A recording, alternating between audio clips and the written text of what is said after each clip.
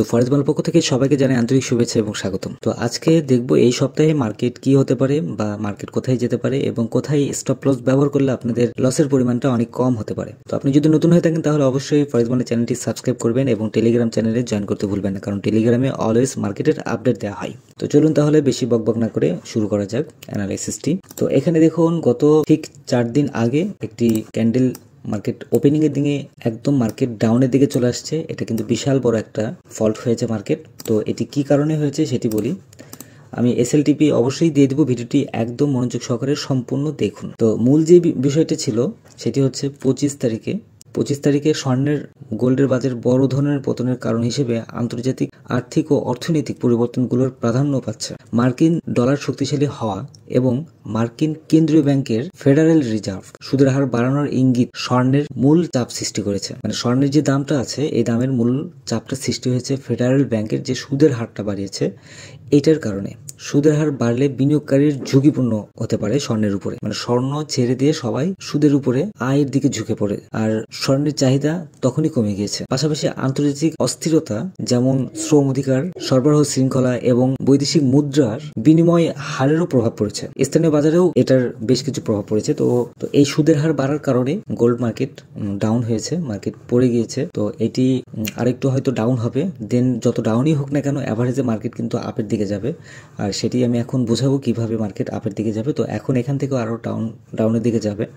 তো এখানে মেন ব্যাপারটা হচ্ছে গোল্ড এমন একটা পেয়ার, এটি সারা ওয়ার্ল্ডের প্রত্যেকটা দেশেরই এটা একটা কারেন্সি বলা যায়। এটা কারেন্সি না, অ্যাকচুয়ালি গোল্ড তো গোল্ডের বিকল্প কোনো কিছু অ্যাকচুয়ালি হয় না। তো এখন এখান থেকে একটা জিনিস খেয়াল করে দেখুন, এখান থেকে যদি আমরা ট্রেন লাইন যদি টানি তাহলে আমরা এখানে একদম ক্লিয়ার বুঝতে পারবো যে এখান থেকে মার্কেট কোন দিকে যাওয়ার চান্সটি আছে। এখানে দেখুন প্রত্যেকটা জায়গায় দেখুন, এখানে হিট করেছে এবং এখানে হিট করেছে, মার্কেট এখান থেকে ডাউন হয়েছে। ডাউনের পরের দিনে কিন্তু এখান থেকে মার্কেট আপে গিয়েছে এবং আপে যাওয়ার পর আবারও ডাউনে আসছে, এখান থেকে আবারও মার্কেট আপে গিয়েছে। তো এখান থেকে অ্যাভারেজে কিন্তু মার্কেট আপের দিকে যাচ্ছে।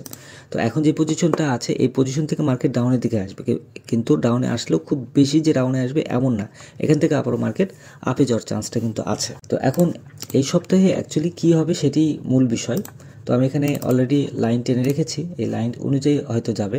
আর এখানে আরেকটা জিনিস খেয়াল করে দেখুন, মার্কেট অফ হয়েছে। এখানে এক্সনিসের চার্টে এখানে দেখা যাচ্ছে 26:55 মার্কেট অফ হয়েছে এবং আপনারা মোবাইলে যদি MT4 যদি দেখেন তাহলে দেখবেন 26:49 মার্কেট ক্লোজ হয়েছে। আবার এখানে আর একটু যদি খেয়াল করেন ইনভেস্টিংয়ে কিন্তু আবারও দেখা যাচ্ছে এখানে 26:53 মার্কেট ক্লোজ হয়েছে এবং এই ট্রেডিং ভিউ চার্টে এখানে আবার দেখা যাচ্ছে 26:50 ক্লোজ হয়েছে। তো এক এক জায়গায় এক এক ধরনের মার্কেট কিন্তু ক্লোজ হয়েছে। তো এখন মার্কেট ওপেনিংয়ের দিনে একটা বড় ধরনের একটা পাম্প করতে পারে হয়তোবা।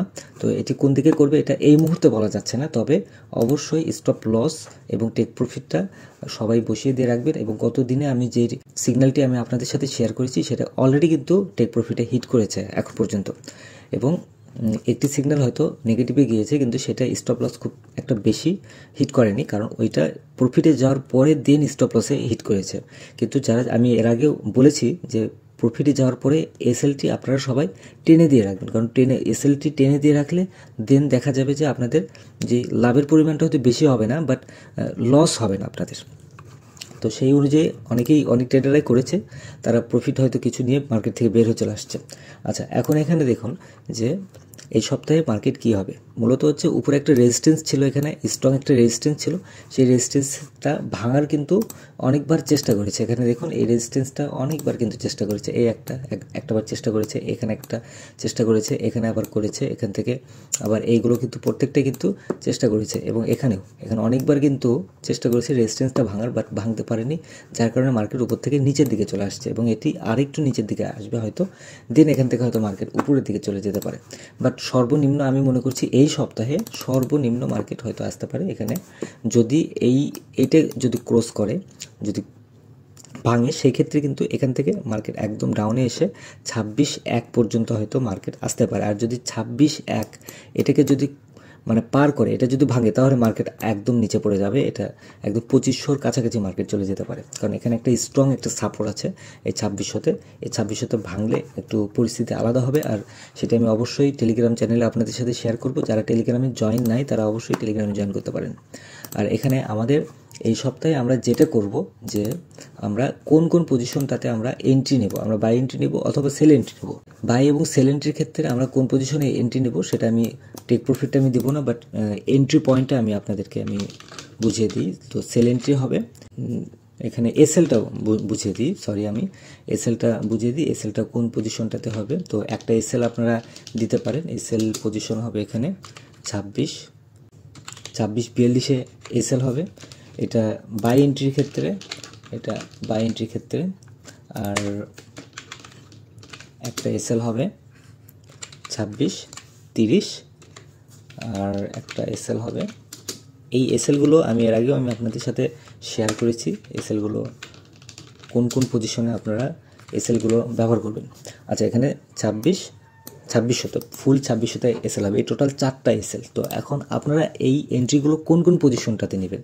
ধরুন এখন মার্কেট যে পজিশনটাতে আছে 2650, ধরে নিলাম 2650-এ আছে। মার্কেট যখন নিচের দিকে আসবে, এই পজিশনটাতে যখন আসবে তখন আমরা বাই এন্ট্রি নেব, মার্কেট উপরের দিকে চলে যাবে এবং এটাকে যখন ভাঙবে মার্কেট নিচের দিকে চলে আসবে, আমরা আরও অপেক্ষা করব এবং অপেক্ষা করার পর দেন আমরা এন্ট্রি নেব এবং এই নিচে যেই 2633 আছে এটার নিচে আমরা এসএলটা বসিয়ে দেবো। দেন মার্কেট দেখা যাবে এখান থেকে মার্কেট উপরে উঠে চলে যাবে। তো প্রত্যেকটা সাপোর্ট যে আছে সেই সাপোর্টের কাছাকাছি যখন মার্কেট আসবে ঠিক সেই পজিশনে আমরা এসএলটা বসিয়ে দেবো, বাই এন্ট্রি দিয়ে এসএলটি বসিয়ে দেবো। তো মোটামুটি এই। আর সেল এন্ট্রির ক্ষেত্রে কোন পজিশনে আপনারা এন্ট্রিটা নেবেন সেটাও আমি বলে দিই। এখানে এন্ট্রি যেখানেই দেন না কেন, সেল এন্ট্রির ক্ষেত্রে এসএল যেটা দিবেন সেটি হচ্ছে 2667-তে এসএল হবে, আরেকটা এসএল হবে 2652-তে, আরেকটা এসএল হবে 26-35-35-এ।